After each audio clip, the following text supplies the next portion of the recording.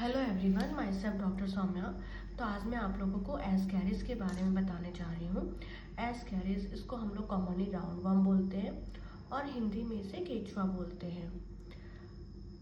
तो इसकी लंबाई अप्रॉक्सीमेटली 15 से लेकर 30 सेंटीमीटर तक होती है।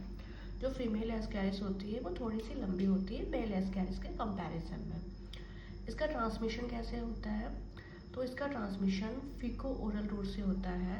मतलब कंटामिनेटेड फूड, वाटर या सॉइल में इसके एग्स होते हैं और जब वो हम लोग इंजेस्ट करते हैं, खाते हैं, तो उसी के थ्रू हमारी बॉडी में चला जाता है और उसके बाद में इंटेस्टाइन में जा कर के वहाँ की वॉल को ये परफोरेट करता है, इन्वेट करता है वहाँ की म्यूकोसा को, और ब्लड स्ट्रीम के थ्रू ये हार्ट में चला जाता है। हार्ट के बाद में लंग में चला जाता है। लंग्स से फिर से वो इंटेस्टाइन में चला जाता है और वो वहाँ पे मैच्योर होता है एडल्ट वर्म में, मेल एंड फीमेल। और उसके बाद में एस्कैरिस वहाँ पे फिर से एग्स देती है और वो एग रिलीज हो जाता है सॉइल में और ये साइकिल रिपीट होती है। तो इस तरह से इसकी लाइफ साइकिल होती है। जो एस्कैरिस होता है तो ये क्या क्या सिम्टम्स कॉज करता है? तो ये लंग को इन्वॉल्व करता है, मतलब लंग में सांस लेने में दिक्कत होने लगती है, डिस्निया होता है, चेस्ट पेन होता है, डिस्कम्फर्ट होता है। एंड उसके बाद में और क्या होता है? पेन एब्डोमेन, उल्टी जैसा होगा, नौसिया लगेगा। बच्चों में क्या होता है? बच्चों में ग्रोथ रिटार्डेशन, malnutrition, मतलब उनकी ग्रोथ प्रॉपर्ली नहीं हो पाएगी, कमज़ोर हो जाएंगे बच्चे और उनकी हाइट भी नहीं बढ़ती है। स्टंटिंग मतलब हाइट नहीं बढ़ती है अगर इसका क्रोनिक इन्फेक्शन हुआ तो।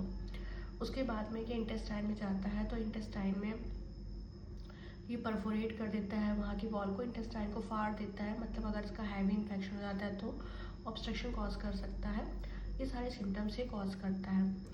एनीमिया का तो एक बहुत बड़ा कारण एस्कैरिस ही है इंडिया में। और उसके अलावा जो फीमेल एस्कैरिस होती है वो अप्रॉक्सीमेटली 2 to 3 लाख एग देती है पर डे। आप समझ सकते हैं कितने एग्स, 2 to 3 लाख एग्स देती है पर डे। तो ये काफ़ी ज़्यादा डेंजरस है और ये लंग्स में, हार्ट में जा कर के वहाँ पे बहुत ही ज़्यादा डिस्कम्फर्ट कॉज करता है।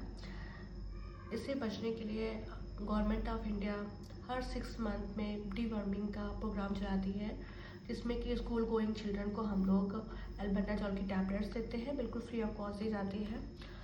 तो इसको कंज्यूम करने से, इसको खाने से इसका ट्रीटमेंट होता है, वो इससे बच सकते हैं। साथ ही साथ में हमें इसमें हाइजीन का भी ध्यान रखना चाहिए। मतलब खाना खाने से पहले हाथ को प्रॉपरली वॉश करना है।